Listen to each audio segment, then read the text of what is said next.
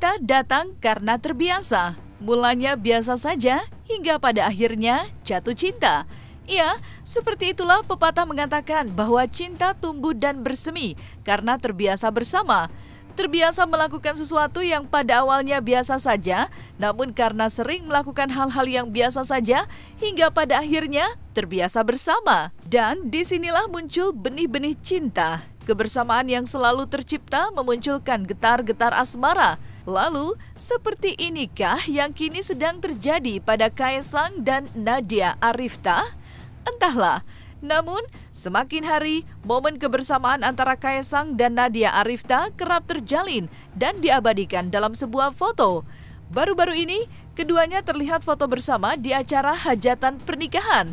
Kaesang tampak terlihat mengenakan kemeja batik berwarna coklat tua, sementara Nadia mengenakan setelan warna krem dan putih. Kaesang serta Nadia Arifta pun mengapit kedua pasangan yang sedang berbahagia sambil menunjukkan cincin mereka. Lalu, seperti apa makna dari foto bersama tersebut? Benarkah dengan momen-momen yang tersebar di media sosial menunjukkan bahwa kini antara Kaesang dan Nadia Arifta sudah resmi menjadi sepasang kekasih? Berikut analisis psikolog dan pakar ekspresi. Sebenarnya gini ya, kalau seseorang menyertakan seseorang lain, lawan jenisnya gitu ke sebuah acara, pastinya orang yang dibawa atau dia ajak itu bukan orang yang biasa-biasa saja. Paling tidak orang tersebut punya kedekatan tersendiri. Belum tentu disebut kedekatan khusus karena itu yang paling tahu mereka berdua. Namun ada kedekatan yang berbeda dibandingkan dengan orang lain atau wanita lain. Itu yang pertama. Lalu yang kedua, dilihat pada momen-momen yang diajak itu momen-momen juga spesial. Pernikahan teman, kemudian pembukaan acara atau ada sebuah aktivitas yang memang tidak sepenuhnya bisa membawa sahabat, teman gitu. Jadi memang orang ini orang yang tanda kutip punya kedekatan tersendiri. Jadi kalau buat saya makna NA sepertinya tidak hanya sebagai teman biasa, boleh jadi sudah beranjak pada persahabatan. Nah, persahabatan itu kadang-kala bisa bias ya dengan kedekatan emosional. Ibaratnya begini, kalau orang setiap hari bertemu dengan seseorang dan ada aktivitas bersama yang dilakukan dan itu menciptakan kenyamanan, pada akhirnya orang tersebut akan bergantung dengan orang yang biasa bersama-sama dengan dia. Jadi KP sendiri sepertinya sudah terbiasa ditemani, dibantu atau diajak pergi bersama dengan NA, sehingga ini menjadi sebuah pola atau aktivitas yang sudah menjadi kebiasaan, sehingga ada ketergantungan, bisa saja itu fisik misalnya dibantu secara fisik atau apapun, atau ketergantungan emosional. Nah, apakah ini sudah beranjak pada romantisme, hubungan khusus secara perasaan? Kita perlu cek lebih lanjut. Kira-kira begitu. Setiap komunikasi yang ingin disampaikan sejatinya ada yang bersifat tersurat dan tersirat. Ketika kini Kaesang terlihat dan terabadikan dalam sebuah foto kamera bersama dengan Nadia Arifta, ada pesan tersembunyi yang justru ingin disampaikan oleh Kaesang kepada publik, bahwa saat ini dirinya nyaman bersama dengan seseorang dan orang tersebut adalah Nadia Arifta. Menurut salah satu psikolog dan pakar ekspresi, Joyce Manurung, bahwa kebersamaan yang terdapat dalam foto Kaesang bersama dengan Nadia Arifta mendatangi acara pernikahan bisa dikatakan sebagai kedekatan yang istimewa dan bukan lagi hubungan yang hanya sekedar teman biasa. Nah, kalau saya memang tidak mengenal KP secara langsung gitu ya, tapi kalau dilihat dari pola perilakunya yang sebelum-sebelumnya, KP sendiri kan memang tidak terbiasa membawa orang lain. Dia selalu hanya mengajak seseorang yang betul-betul menjadi pasangannya. Jadi artinya orang ini memang sudah dekat sekali dengan yang bersangkutan gitu ya. Nah, sementara dengan NA ini orang yang dianggap menjadi isu besar perpisahan. Namun dengan keberanian, atau saya rasakan bukan sebuah keberanian, tapi kesediaan untuk mengajak NA, artinya KP sendiri sudah tahu konsekuensinya. Dan barangkali ada juga intensi untuk menyampaikan ke publik sejauh mana kedekatan yang mereka miliki. Jadi bukan lagi menjadi penyebab kehancuran hubungannya, justru KP ingin menunjukkan bahwa saat ini yang bikin saya nyaman ya orang ini gitu, NA ini, sehingga dialah yang pantas untuk saya sertakan dan menjadi barangkali ya ini pendamping di setiap aktivitas saya. Saya melihatnya masih sampai ke sana. Untuk lebih jauh apakah ini berhubungan dengan perasaan atau emosi, kita lihat untuk kedepannya. Namun kembali ini adalah kedekatan yang istimewa. Memang dalam acara-acara spesial umumnya kita membawa seseorang yang kita rasa punya hubungan tertentu dengan kita, gitu ya. Apakah bentuk hubungannya sudah pasti hubungan kekasih atau sepasang kekasih? Ini kembali lagi pada komitmen yang mereka punya. Ada kalanya memang kedekatan itu tidak selalu divalidasi dengan bentuk pernyataan kekasih atau tidak. Namun yang terpenting adalah bagaimana kualitas kedekatan mereka. Kembali lagi, ini kedekatan yang sudah beranjak kepada kedekatan istimewa, artinya hubungannya nggak sekedar teman, karena mampu menjadi orang yang dianggap aman dan nyaman untuk mendampingi di acara-acara khusus. Jadi buat saya sebuah cara untuk menampilkan, menyatakan ke publik bahwa saat ini saya nyaman dengan siapa. Itu kira-kira pesannya.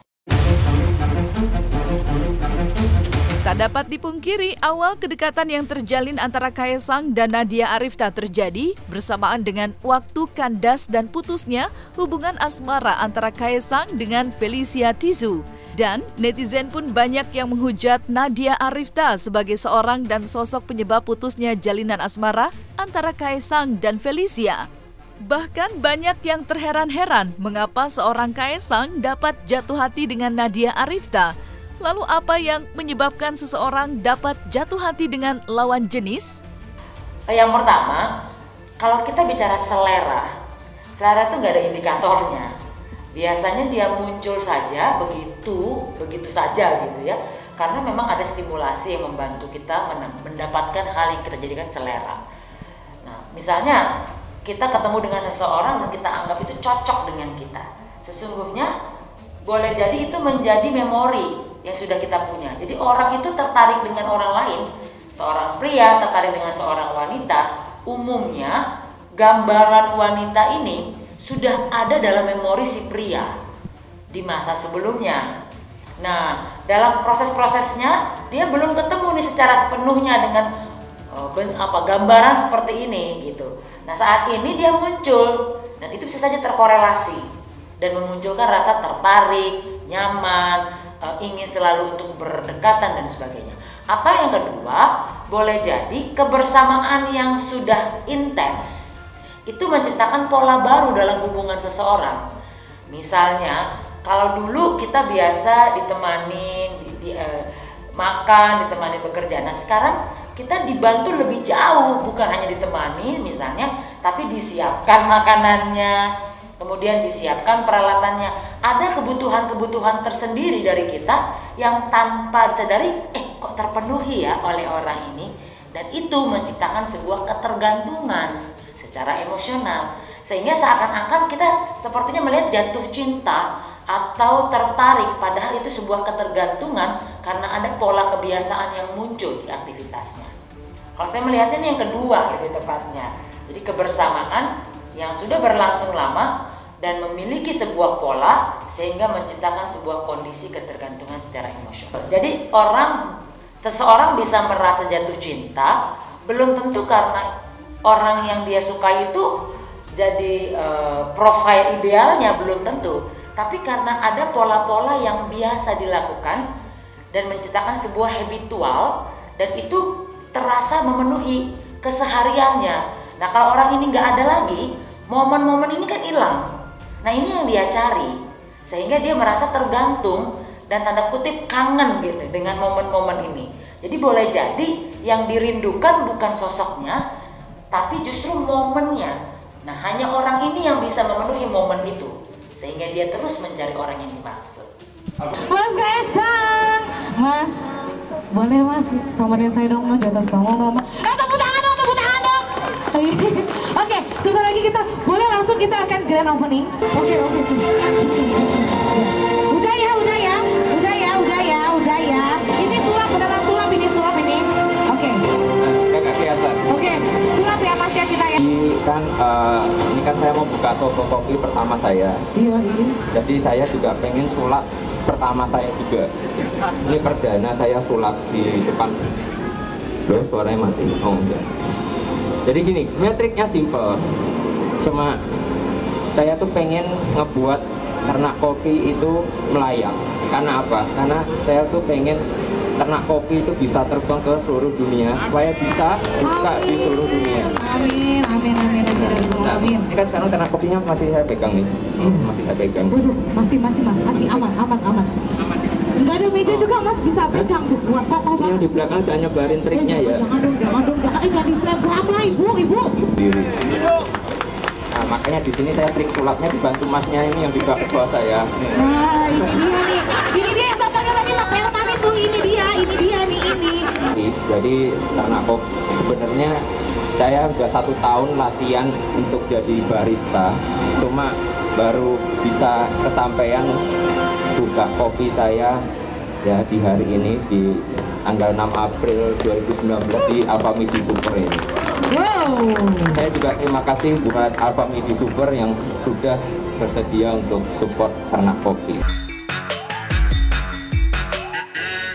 Maka ketika netizen banyak yang bertanya-tanya apa yang menyebabkan Kaisang kini mungkin sudah jatuh hati kepada Nadia Arifta, berikut psikolog dan pakar ekspresi memiliki analisisnya secara ilmiah.